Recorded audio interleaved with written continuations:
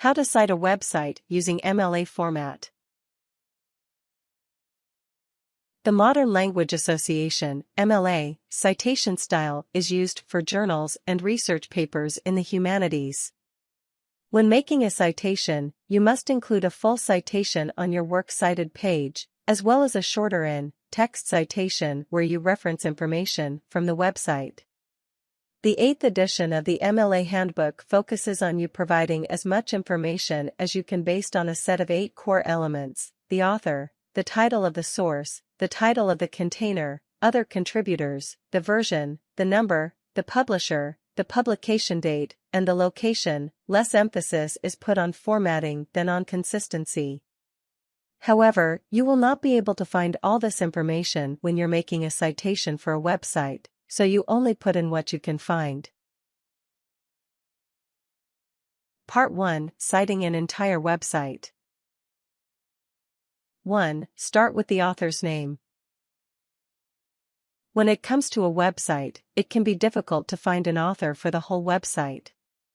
However, you may be able to find one on the About Me page. You can also use an editor or compiler. If you can't find one, you can skip this step and begin with the next part, the website name. When listing the name, put the last name first, followed by a comma and the first and middle names, if available. It should look like the following name: Roberts, Rebecca. Put a period after the name. In the case of authors, you're now allowed to use a handle, such as a Twitter handle, rather than the author's name if you can't find a name, such as at Felines for the Win. 2. Add the title of the website next. The title of the website is the main name given to the website. You'll often find it in the header of the website, at the top of every page.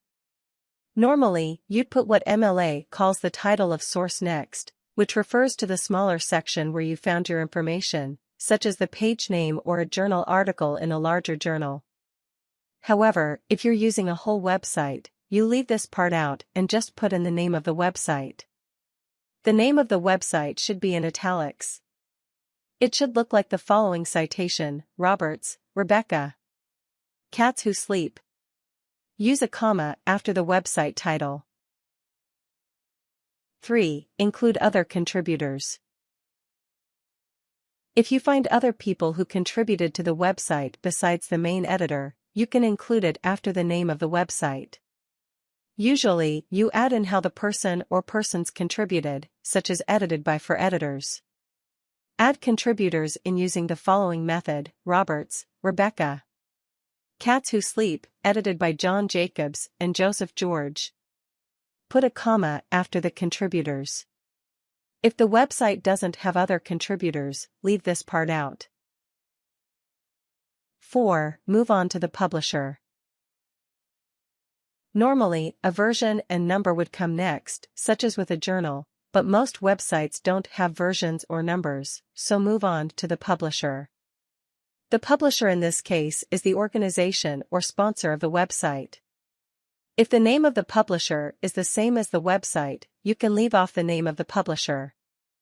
The publisher will follow the comma after the other contributors: Roberts, Rebecca. Cats Who Sleep, edited by John Jacobs and Joseph George, The Cat Institute. If there are no other contributors, follow the website title with the publisher: Roberts, Rebecca. Cats Who Sleep, The Cat Institute. Follow it with a comma. 5. Add the location. The location does not refer to the place it was published. While older editions of the MLA Handbook required the place of publication, that is not included in the 8th edition for the most part. The location, instead, refers to the place you found the information. In this case, that is the website's URL address. The URL address is what's found in your browser's address bar at the top of your computer screen. Don't use the 6. Leave out any information you can't find. In the past, when you couldn't find a piece of information, you'd need to add things like ND for no date or NP for no publisher. However, now MLA recommends that you just leave the information out. You don't need to put anything in its place. You can add the date you viewed the page if you wish, but you aren't required to include it. The date goes before the location. Part 2. Citing a page from a website. 1. Begin with the author's name. Once again, you begin with the author's name. In this case, you're looking for the author of the page you're citing, not the whole website. Often, the author's name will be at the top of the page or near the bottom, before the comments. If the whole site was put together by one person, you can use that person's name. Otherwise, if you can't find an author, leave it off and begin with the title of the page. Start with the last name first, followed by the first and middle names, if applicable, Fitzgerald, Rosa. Use a period after the name. If you can't find the author's name, you can use a handle in place of the name. 2. Add the title of the page. Next, find the title of the page you're citing. You must have a title of the page. Otherwise, you might as well be using a full website citation. The title is usually at the top of the page, under the header, for the whole website. Put the page title in quotation marks, Fitzgerald, Rosa. The Sleeping Habits of Elderly Felines. Use a period before the final quotation mark. 3. Add the website name. After the page title, you need the website name, just as you did when you cited a whole website. The website name is usually found at the top of any of the website's pages, in the website's main header. If you can't find it there, look on the About Me page. Put the website name in italics, Fitzgerald, Rosa. The Sleeping Habits of Elderly Felines. Cats Who Sleep. Use a comma after the website name. 4. Place other contributors next. If you find someone else who contributed to the page or who edited it, you can add that name in next. You should also add in a description of how the person contributed, such as edited by, to indicate what the person did. The contributors come after the website name, Fitzgerald, Rosa. The Sleeping Habits of Elderly Felines. Cats Who Sleep, edited by John Jacobs. Put a comma after the contributor.